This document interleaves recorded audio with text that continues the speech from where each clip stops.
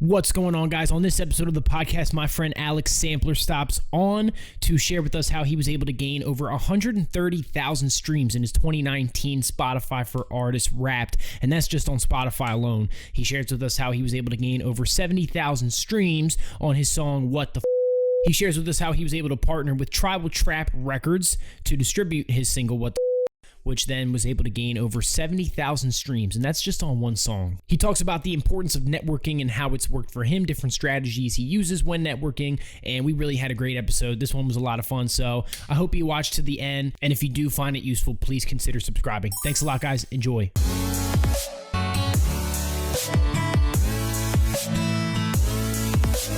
Alex, thank you so much for coming on, man. Alex Sampler now. I've been doing a little bit of digging on your Instagram and on Spotify and everything. Now, you're an artist, curator, producer, sound designer.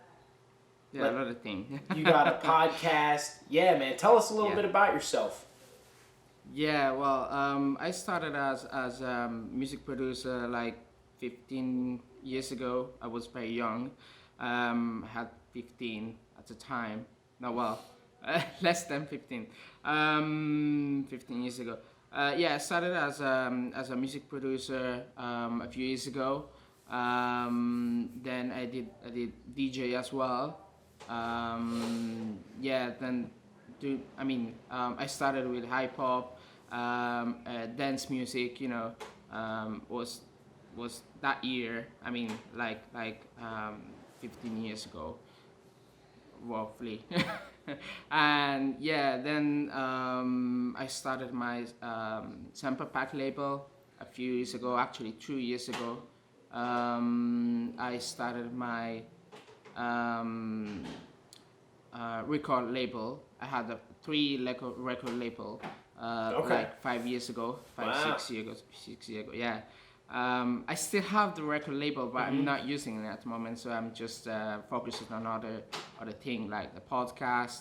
I did a lot of things actually. Yeah, a lot of stuff. I see that. So, yeah, that's cool, man. You just didn't have time for the record label. Just had to put that on hold for a minute. I tried to keep myself busy. I try to keep myself busy because I like to be present everywhere.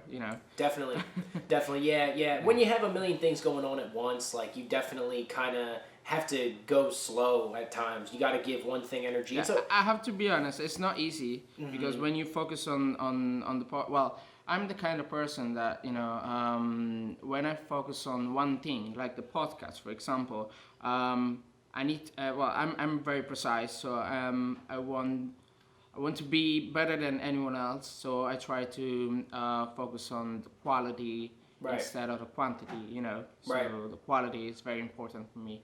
Yeah. And it's going quite well. So good, man. Honestly, then I started. I did playlisting for a while now. So I manage some playlists on Spotify, and I try to help other artists, to do playlisting pitch or to help them, to promote their music on the social media, because of course it's very important. It's part of the process, especially if you release a self.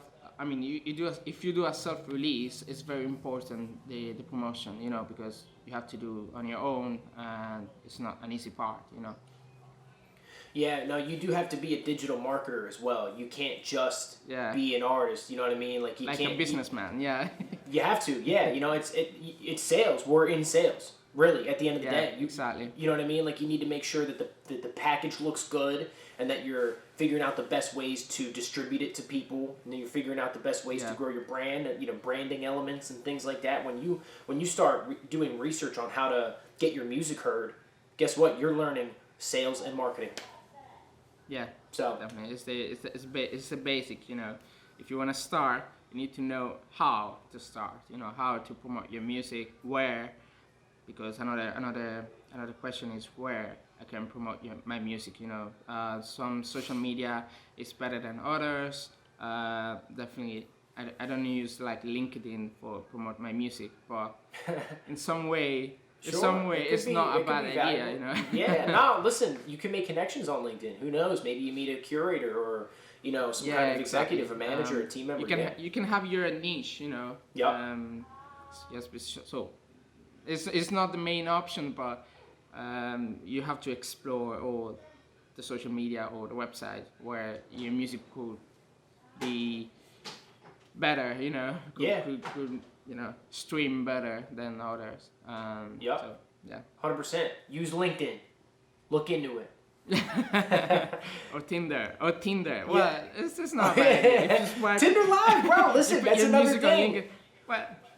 Tinder Live, man. Tinder Live. I was talking to a buddy of mine. He grew a few fans from using Tinder Live. You know, he went on live, and there was some girl that was doing some kind of a video or something like that. And you're right, man. You touch on some good points. It seems funny. But when you're trying to market your music, it doesn't matter what's funny, right? It doesn't matter if I'm not in the TikTok generation. Another option is to do like the live stream. At the moment, well, a lot of people is doing live stream during the pandemic, you know. So if you wanna show your skill as a DJ producer, so it's another.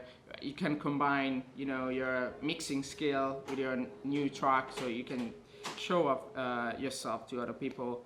And even reach other audience, so Yeah, no, collaborating with another person's live stream too, right? If somebody has a different live stream, a friend of yours or maybe somebody else in the business that you somehow connected yourself with, trying to get yourself in these live streams. You could also pay to be in somebody's live stream too. Some people sell that for promotion.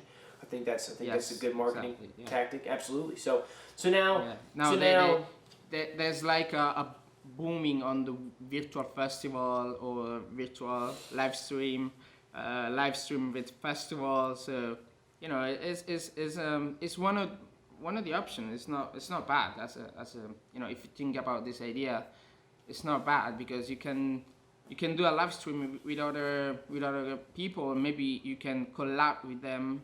You can work with them in the future. So there's a plenty of option actually. There's a lot of options. Yeah. Absolutely. Yeah, there's a lot you can do. Now, what are the... so I looked at your Spotify for Artists 2019 Wrapped on your profile, right? And you had just about 130,000 streams for the year, right? So about 130,000 streams for the year. Now, I just listened to your newest song, There Will Be Blood, right? You got a little Alan Watts clip at the beginning there. I love Alan Watts. I love you for that, bro. I'm a huge fan of Alan Watts, so that was very, very cool. I actually hit up Alan Watts' brother at one point. He's one of the greatest, actually. Oh, yeah, he's amazing, man. He's amazing. I don't have a specific genre right now, so I'm trying to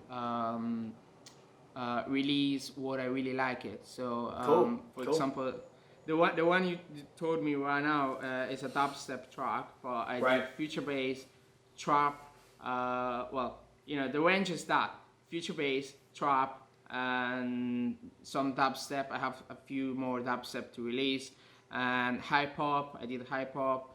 I'm exploring mid tempo, another genre. But just because when I started with dance music, so I like to explore new genre. But I try of course to put more quality and not quantity. So I try to release what I really like, and I try to get some feedback from other DJ or producer before I release my track, because I want to be sure that everything is right and the label they like it. It's not easy, No, absolutely. I try my best. Yeah. Now, did you say the label? I think 100. Did you say you have to make sure that the label likes it? Did you say you're on a label? I was just checking to see if you...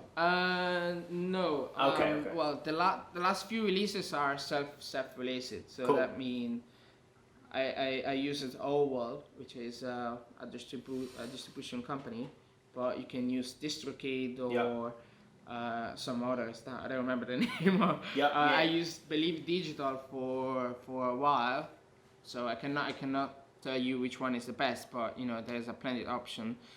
Sometimes it's free, sometimes you pay for every time you put an album.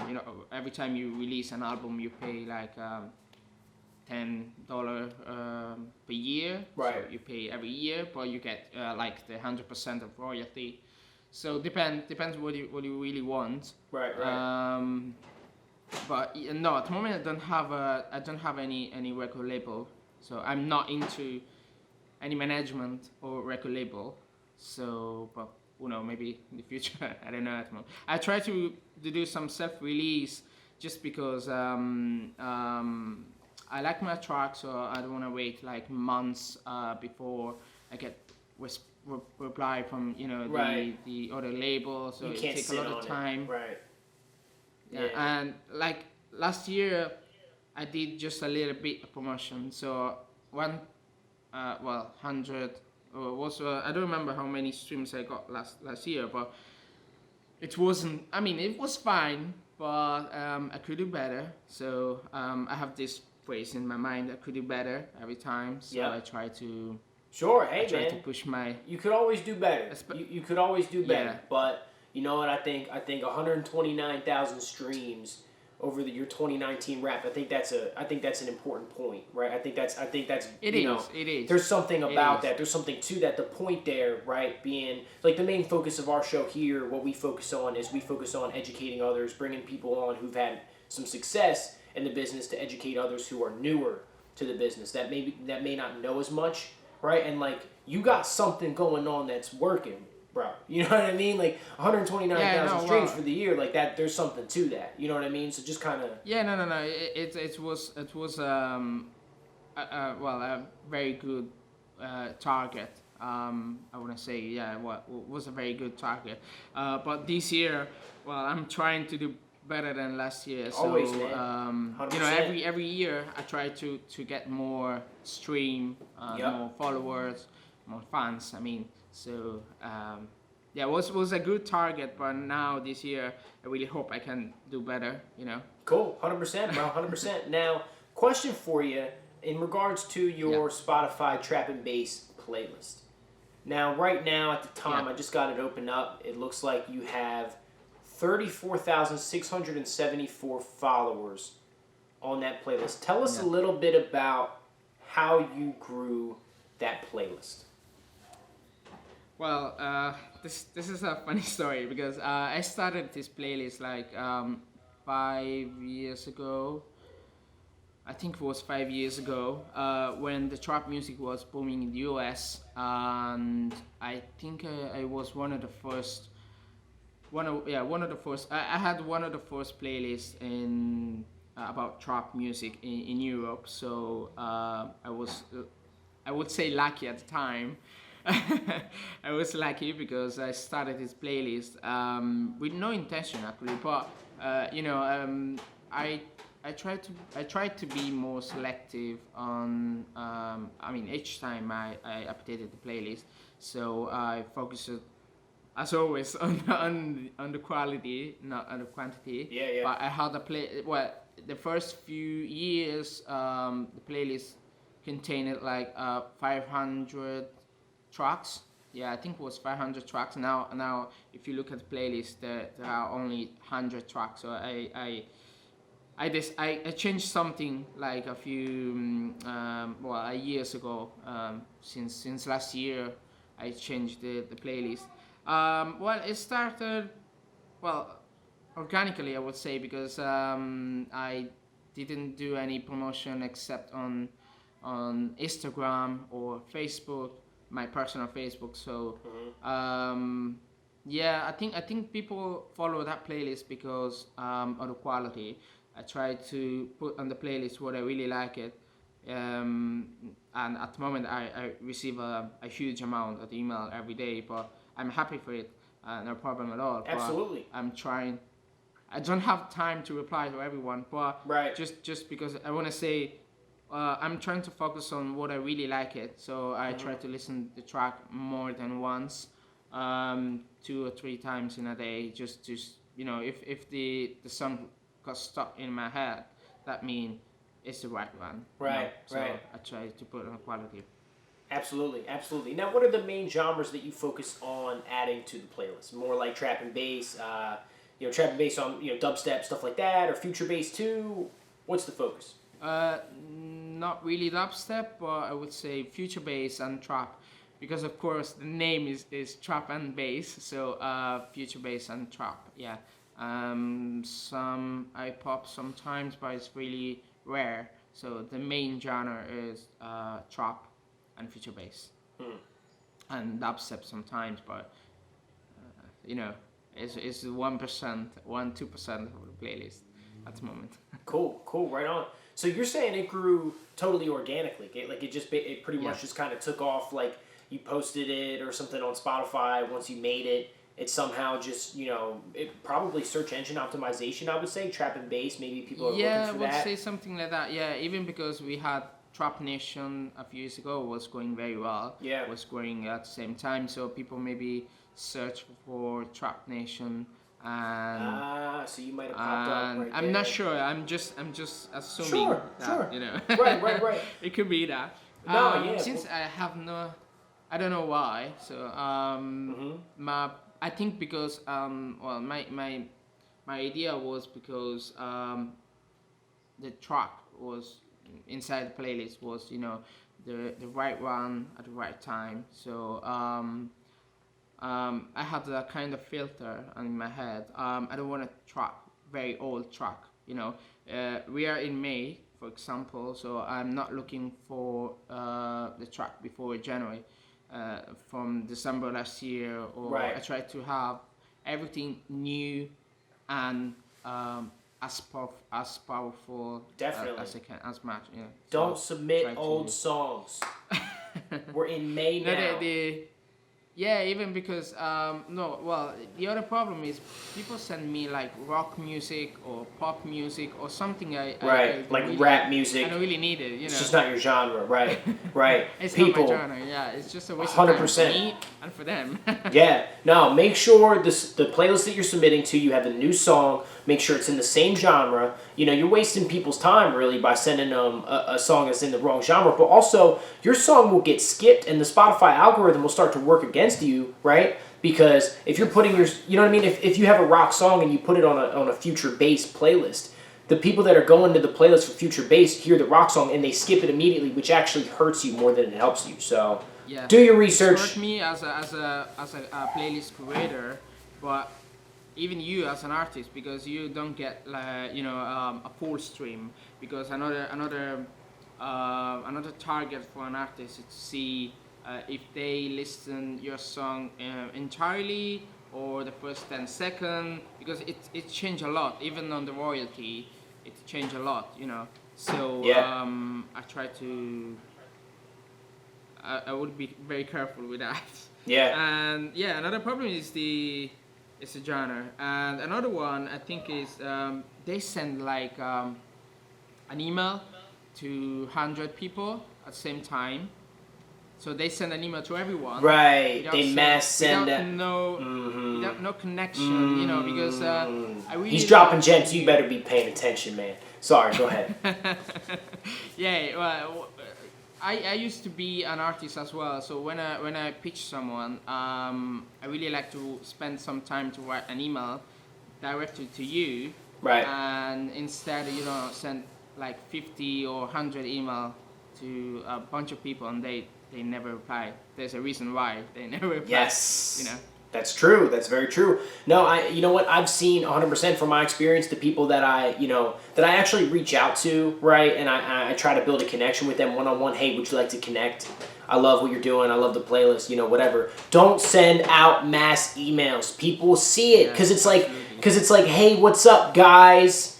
Saw your playlist, loved it.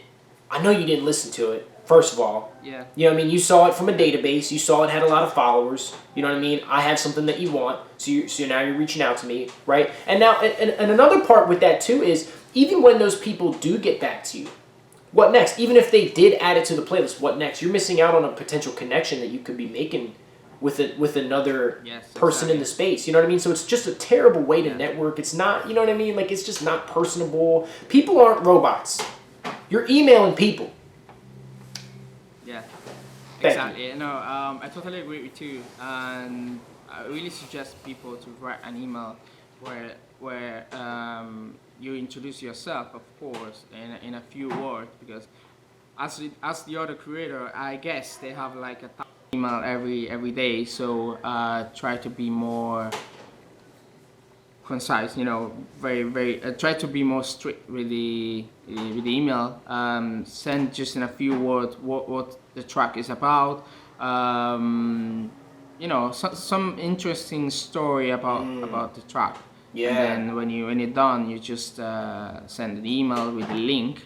Right. Of course. I got a few email with SoundCloud or YouTube, but I don't need it because I manage a Spotify playlist. So this is another point. Yes. Another one of the error they do. So is to send something which is not. I mean, you are pitching to my Spotify playlist, but you send me a YouTube channel. So I don't relate to that, Exactly. If you're pitching to a Spotify playlist, make sure your song is on Spotify, people. Okay, you heard the man. You know what I mean? And it seems very dumb, but it seems dumb, but little things. Especially when you're working and you have a workflow going, and then your mind is just in the submit to people. You're not thinking, and you're doing so much effort, putting so much work out there, but then you forgot. I've been sending out the wrong link. Or something like that, you know what I mean? And so you're doing all this work, and so it doesn't immediately come to your mind at the time. Another thing that I was doing that wasn't effective was I would submit to playlists before my song was out, right? Mm-hmm. So my song's not on stores yet, but it will be, right? So I send a private SoundCloud link, you know what I mean? Because it's not out yet. But it's happened, yeah. And you know what I mean? And that's, what do you think about that? What's your thought on that? Would you check it out? Or in that case, it's a promo. It's fine, but I can't remember. Well, if you tell me it's Monday, okay? Let's pretend it's Monday, and your track will be released on Friday. As a creator, personally, I don't have time to remember your track. Will be released on Friday. Yeah. So if you can follow up on Friday, it's fine. I'm always happy to hear your track days before, weeks before, or if you send me a private link or whatever, I can play your song when I do my mixes, my podcast. Right. Totally fine. But I think a follow up is appreciated. If you can do it, there you go. It's a good thing, There you go. Yeah, if your song's not out yet and you're going to release your song and you use a private SoundCloud link or a private YouTube link or something like that because your song's not in stores yet and you are submitting to a Spotify playlist, make sure you follow up. You can't people are busy, right? He's got a podcast, he's got a label, he's got a play. You know what I mean? Give him a break. Follow up with the man. maybe I'm the bad example here. But playlists are busy. This is how I imagine people because I have some friend in the industry. With this playlist, I got some connection with big label like Mastercard, the Diplo, the Diplo's label. So big label like Spinning and other label. I had the pleasure to talk with them, and as I can see, they are very busy. So if I imagine how much time they spend on AR every day, I would say a few hours, but no, even less than an hour. Because they have a pretty strict schedule, So they have a promotion to do. They have to listen to 1,000 tracks, or they try, I guess. So it's not that easy. Yeah. So when you send a track to someone, think about what you're doing. Think about how busy they can do, how much busy they can do. Right. Can be, sorry, and stuff like this. Yeah. No, 100%. No, you gotta make it worth their time. A big thing that I talk about a lot is trying to give them something, right? Trying to bring some kind of value instead of just asking to take. A lot of times those bigger playlists, they're busy. They're you're not the only person submitting to them. So another big thing that I talk about a lot is please see where you can bring value to them before you submit. If you don't have anything to offer them, don't even submit to them. Wait wait a minute before you actually have something to maybe bring to the table. You know what I mean? Even if you do really have something, it's just people are just busy. They don't have time to get to you. You know what I mean? And so and why should they really? What are you bringing? You know, it sounds harsh, but what am I bringing to the table, right? So, dude, your playlist is killing it, right? You got a podcast too, right? What's the name of your podcast? Alex Sampler and Friends. Cool. So it's very easy because awesome. as an artist, I'm Alex Sampler. So Alex Sampler and Friends. Right. Because I like to bring other people in the podcast as a guest mix.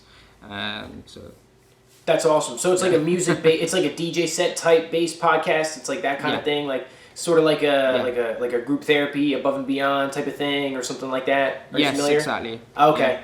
Cool. Focused on I don't have a specific genre, but when I have other people as a guest mix, they can play whatever they want. But usually I play my music or dubstep, trap, or future bass.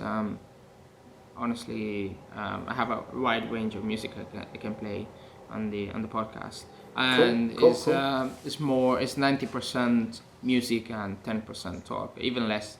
5% talk and 95% music. Yeah, awesome, cool, man, cool. And you've been doing that a little while now. I saw you've been doing that a couple years now, something like that. Yes, I had another podcast a few years ago, Trap Nation. Well,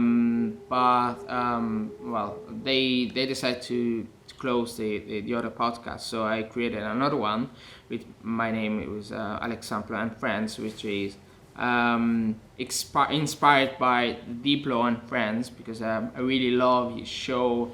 I really love how he created an entire team behind it, and so this is there's no specific there's no story behind, because sure. It's just a podcast just because I like to share my music. And one way to do it is to do a podcast. Actually, cool. It's not a bad idea. No, it takes just an hour or two to record a podcast, and then you go live on Spotify and other playlists, other websites like Apple Podcasts or TuneIn. It's very simple. Sweet. Perhaps there are some websites. You can upload on the website, and then you can reach multiple platform. So. Yep. Absolutely. It's a great way. Not only to build a fan base, but to just get your stuff out there and have fun. It's awesome. You know what I mean? I love this. Yeah. And you also get the opportunity to connect with people in a very unique way. You know what I mean? Like you get to talk to people, but you're also making content. So like you and I are talking, but we're also like talking to the masses at the same time in a weird way. Do you know what I mean? Well, so it's a cool way to connect. It's like, you and I are having a conversation, but then we're also looking at the camera and hey, you know what I mean? So it's a cool platform, man. I enjoy it. I always love podcasts. It is. Yeah, it's cool. It is. So, yeah, awesome. So you got the podcast, and that's on all stores, right? That'll be on Spotify, Apple Podcasts, everywhere you can get podcasts. Cool. Okay, very cool. All right. It's now, basically everywhere.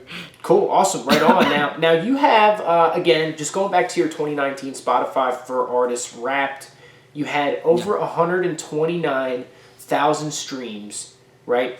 Now you got a playlist, you got a podcast, you got a label, you got all kinds of things going on. Would you consider yourself still focused on building your brand through your artistry? Absolutely, yeah. Okay. 100%, yeah. Every time I post on LinkedIn, on Instagram, I try to be more strict. I have a few rules, so I try to engage as much as I can.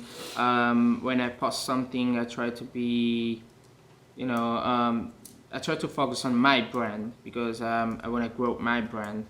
So yes.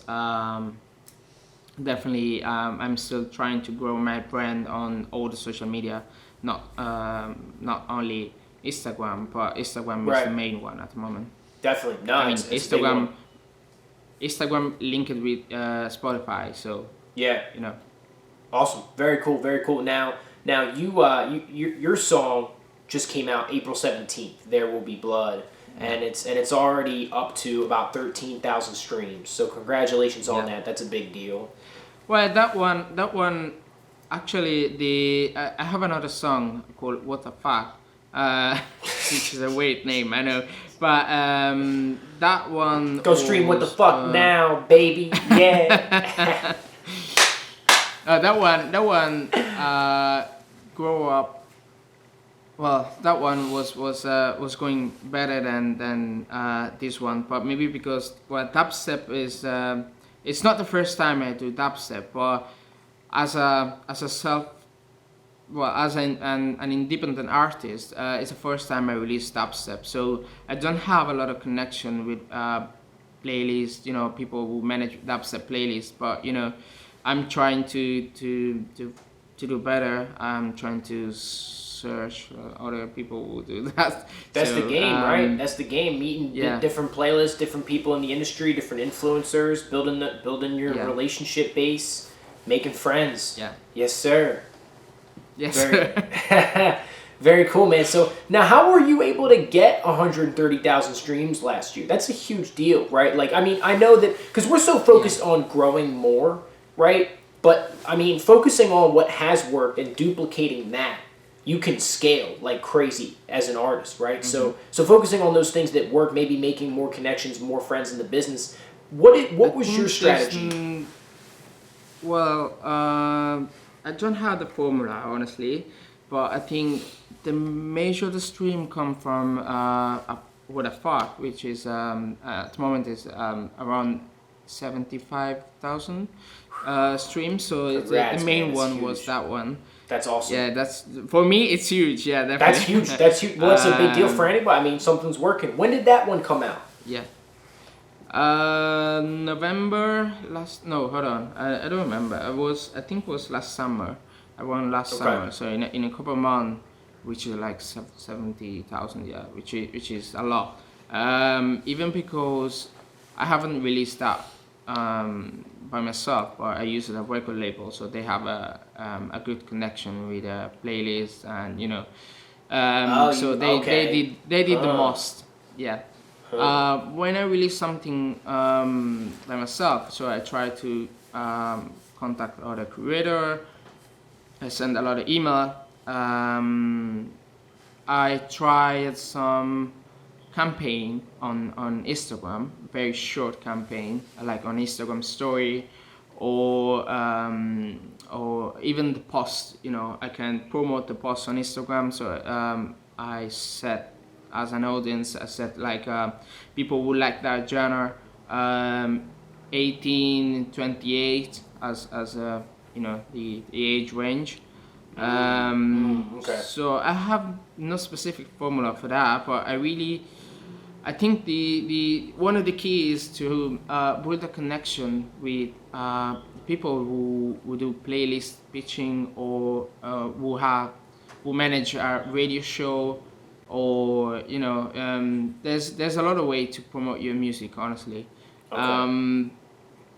But I would say try every path. Everything could be your perfect path. Okay, so now you had the name of the song that got over 70,000 streams was "What the Fuck," correct? Yeah. Okay. Yeah. Go stream "What the Fuck" now on all platforms. Now, over 70,000 streams. Now, you said that song was distributed through a label and was able to do very well. So the label maybe had some playlist connections or something like that. Now, what label was "What the Fuck" distributed through? Tribal Trap. Tribal Trap. So it's pretty big. They still have huge YouTube channels. So they are doing very good, honestly. Wow. That's really cool. Yeah. So now, how did you work your way into getting a deal with them, and how was that deal structured? Well, usually every year I go in Amsterdam for the ADE, which is a huge event in Amsterdam. They have like they do like conferencing and event and party. Conferencing by day and party by night. Even during the day, actually. So I went there like 3 years ago, from yeah, 2 years ago, and I met this guy, which is Stan.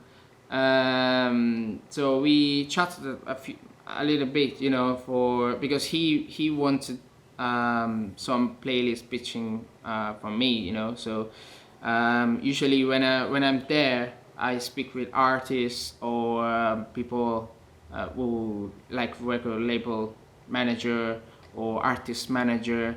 So we met there, and then you know we I mean I put a connection with him. So I still Shout out to chatting with Stan, him when bro. I have time. Shout out Stan Yeah. So from Tribal Trap. yeah, thank you, Stan. But Thank you, yeah, well, Stan. I try to. I try, thank you. I try to keep in contact with all the people I met during the ADE, because if you have the chance, do as much networking as you can, because networking, Yes. I think networking is the key on a long term, is the key, because it help you to meet other people, other artists, so sometimes you can help each other, or